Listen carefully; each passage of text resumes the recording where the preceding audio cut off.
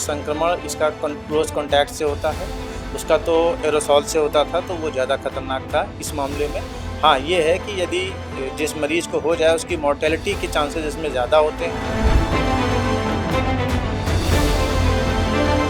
तो उसको normal patient से दूर रखना है, उसमें हम कोई दूसरा पेशेंट नहीं रख सकते हैं। कोरोना महामारी के बाद अब इबोला वायरस ने वैश्विक स्तर पर नई चिंता खड़ी कर दी है।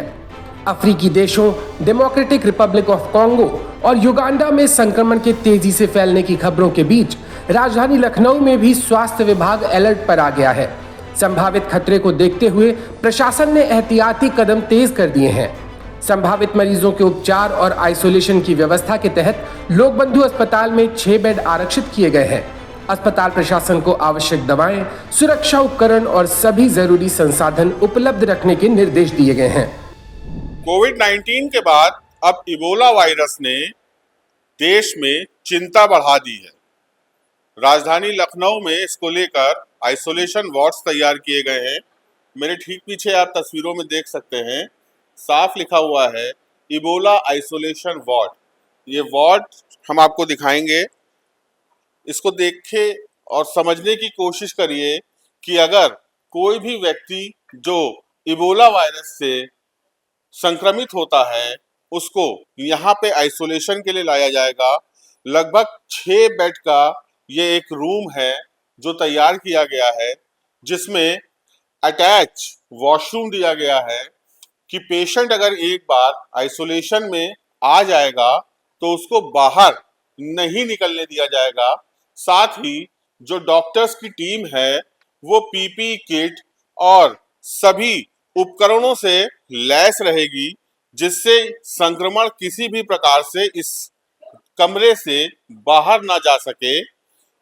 ऐसे में जो इनका एग्जामिनेशन होगा वो डॉक्टर्स की जो विशेषज्ञों की टीम होगी वो यहाँ पर उनका एग्जामिनेशन करेगी और जो उनकी टेस्टिंग्स होंगी, जो उनकी जांचें होंगी, वो यहाँ से दिल्ली और पुणे भेजने की व्यवस्था है। क्योंकि लखनऊ से पुणे थोड़ा दूर पड़ेगा, इसलिए बहरहाल लोकबंधु हॉस्पिटल ने यह तय किया है कि इबोला का अगर कोई पेशेंट हमारे पास आता है तो उसकी जांच जो है वो हम दिल्ली भेजेंगे और वहां से वो एग्जामिन होकर क्लियर होगा कि हाँ, इस पेशेंट को इबोला संक्रमित है या नहीं है। हालांकि एयरपोर्ट पे जिस तरह से सतर्कता बरती जा रही है, कॉन्गो युगांडा से अगर कोई भी व्यक्ति आता है, क्योंकि लखनऊ एयरपोर्ट पे 2 इंटरनेशनल फ्लाइट्स हैं, एक शारजहां से आती है और दूसरी दुबई से आती है। तो अगर इन केसेस में एयरपोर्ट पे कोई भी व्यक्ति इन देशों से कनेक्ट होकर आ रहा है, युगांडा या कॉन्गो से, तो उसको यहाँ पर 14 दिन के लिए रखा जाएगा। बहरहाल देश में पैनिक होने जैसी कोई भी बात नहीं है। अगर हम लखनऊ की समेत देश की बात करें, भारत की बात करें, तो इबोला का एक भी पेशेंट बहरहाल अभी नहीं मिला है और जो गाइडलाइंस हैं WHO की, उसको लगातार डॉक्टर्स जो हैं वो अपने हिसाब से जो गाइडलाइंस हैं उनके ऊपर काम कर रहे हैं और उसी गाइडलाइंस को लेकर ही पूरी तरीके से सतर्कता बरती जा रही है। लखनऊ में स्वास्थ्य विभाग किसी भी संभावित स्थिति से निपटने के लिए तैयारियों को अंतिम रूप दे रहा है। अस्पतालों में अलग आइसोलेशन वार्ड बनाए गए हैं, जहां संदिग्ध मरीजों को सामान्य मरीजों से पूरी तरह अलग रखा जा सकेगा। डॉक्टरों और पैरामेडिकल स्टाफ को संक्रमण से बचाव, पीपीई किट के इस्तेमाल और मरीजों के प्रबंधन को लेकर विशेष दिशा निर्देश दिए गए हैं। स्वास्थ्य विभाग का कहना है कि घबराने की जरूरत नहीं है, क्योंकि देश में अभी तक इबोला का कोई पुष्ट मामला नहीं मिला है। लेकिन अंतर्राष्ट्रीय स्तर पर फैले संक्रमण को देखते हुए निगरानी और तैयारियां बढ़ा दी गई हैं। कोविड-19 के बाद एक बार फिर से इबोला की दस्तक सामने आ रही है। युगांडा और कांगो में हालत भयावह है। इसको देखते हुए देश में सतर्कता बरती जा रही है। साथ ही साथ उत्तर प्रदेश की राजधानी लखनऊ में एक आइसोलेशन वार्ड भी बना दिया गया है अस्पताल में। अगर किसी भी प्रकार का कोई केस सामने आता है तो उसको वहां आइसोलेट किया जा सके। इसको लेकर हमसे बात करने के लिए डॉक्टर साहब हैं। डॉक्टर साहब, आप बताइए कि क्या-क्या तैयारियां कर ली गई हैं इबोला से लड़ने के लिए? देखिए, इबोला वायरस बेसिकली कांगो और युगांडा 2 अफ्रीकन कंट्रीज़ हैं जहाँ पे इसकी भयानक स्थिति है। और प्रिकॉशनरली हम लोगों ने यहाँ पे एक आइसोलेशन सेंटर बना दिया है। जो सस्पेक्टेड केस या कन्फर्मेटरी केस हमको मिलेगा, उसको हम अपने हॉस्पिटल में रख के ट्रीट करेंगे। और उसके लिए हमारे पास सारी तैयारियाँ, 6 बेड का वार्ड है, अटैच लैट्रिन बाथरूम है, पेशेंट को बाहर नहीं निकलना है। और जितने भी हमारे चिकित्सक उसको देखेंगे, जो भी स्टाफ जाएगा, वो पीपी के साथ में जाएंगे। सिम्टोमेटिक ट्रीटमेंट किया जाएगा उसका, साथ में जो इन्वेस्टिगेशंस करानी है कन्फर्मेशन के लिए या आगे फ्यूचर के लिए, तो वो सारा हम उसको करवाएंगे। सपोज अगर कोई इस तरह का पेशेंट मिलता है तो सबसे पहले क्या आप लोग उसके ऊपर क्या कहते हैं उसकी टेस्टिंग्स करेंगे, उसकी क्या जांचें होंगी और वो जांचें किस प्रकार से पूरी हो पाएंगी, कितना समय लगेगा? देखिए, जाँचें पहले तो हमको उसका सबसे पहले एग्ज़ामिनेशन करना है। और उससे हमें संक्रमण दूसरों को ना हो तो उसे मास्क पहना देना है।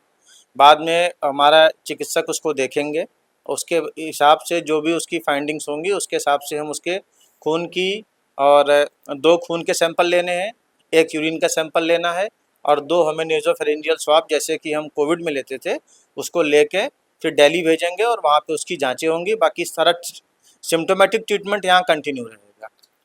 सर हम लोग बंधु हॉस्पिटल में बैठे हैं लखनऊ के, आपसे बातचीत हो रही है। एयरपोर्ट के बहुत नजदीक है ये हॉस्पिटल, तो एयरपोर्ट से भी कुछ आप लोगों की बातचीत है क्या? एयरपोर्ट से भी कोई आपको अवेयर किया गया है कि इस तरह से अगर कोई केसेस आएंगे तो हम? बेसिकली ये हमारे यहाँ अभी तक इसका कोई भी केस नहीं नोटिफाई हुआ है। और एयरपोर्ट पे ही अगर कोई भी फ़्लाइट आती है जिसमें कोई सस्पेक्टेड केस होगा, तो उसको वो हमें नोटिफाई करेंगे और पेशेंट को वहाँ से भेज देंगे। उसका ट्रीटमेंट फिर हम यहाँ करेंगे। एक तरह से माना जाए कि अलर्ट मोड पे है हॉस्पिटल। और क्या इसका कुछ आप लोगों ने डेमो वगैरह किया था कभी? कुछ ट्रेनिंग वगैरह आप लोगों को दी गई है, मतलब किस तरह से इसको? हमारी ट्रेनिंग सेंट्रल गवर्नमेंट से हुई है ज़ूम मीटिंग के द्वारा। 3 मीटिंगें हुई हैं 2-2 ढाई-ढाई घंटे की। और एक इसकी मॉक ड्रिल हम लोगों ने संडे को किया था, पिछले संडे को, जिसमें पूरा हम लोगों ने कैसे पेशेंट को वहाँ से रिसीव करके उसका ट्रीटमेंट करना है एक डमी पेशेंट पे। उसका हम कैसे सैंपल भेजेंगे, सैंपल भी हम लोगों ने कैसे पैक करके भेजना है, वो सारा किया है। और संडे को किया था। सर कोविड-19 जब आया तो देश में एक अलग सा डर, एक अलग सा पैनिक फैल गया था, बहुत सारे कैजुअलिटीज भी हुई। इबोला को अगर कोविड के साथ देखा जाए तो इबोला उससे ज्यादा खतरनाक बताया जा रहा देखिए, पहली चीज़ तो ये है कि पैनिक बिल्कुल ना करें।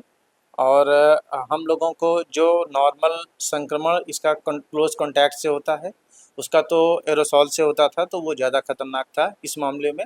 हाँ, ये है कि यदि जिस मरीज़ को हो जाए उसकी मॉर्टेलिटी के चांसेस इसमें ज़्यादा होते हैं।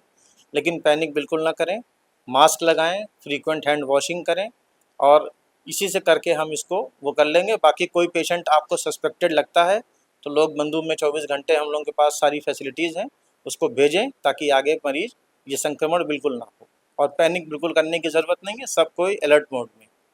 सर जो आइसोलेशन वार्ड आपने बनवाया है उसकी क्या-क्या गाइडलाइंस हैं, क्या-क्या चीजों को ध्यान में रखकर उस वार्ड को प्रिपेयर किया गया है? देखिए, एक तो उसको नॉर्मल पेशेंट से दूर रखना है, उसमें हम कोई दूसरा पेशेंट नहीं रख सकते हैं। फ़िलहाल अभी हमारे पास 6 बेड का है, अटैच लैट्रिन बाथरूम होना है, क्योंकि पेशेंट को फिर नॉर्मल पेशेंट से या नॉर्मल किसी भी व्यक्ति से मिलने की ज़रूरत नहीं है। प्लस हम लोगों को बाकी जो कोई जाएगा तो उसको पीपी पहन के जाएगा।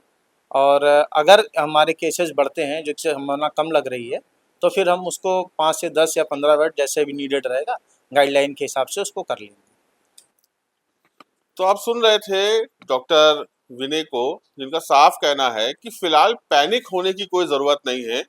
इबोला को लेकर लखनऊ में पूरी तरीके से जो सतर्कता है वो बढ़ती जा रही है और अगर ऐसा कोई केस आता है तो उससे निपटने के पूरे इंतजाम किए गए हैं। वीडियो जर्नलिस्ट गौतम बरुआ के साथ साहिल भारती, द हो हल्ला, लखनऊ।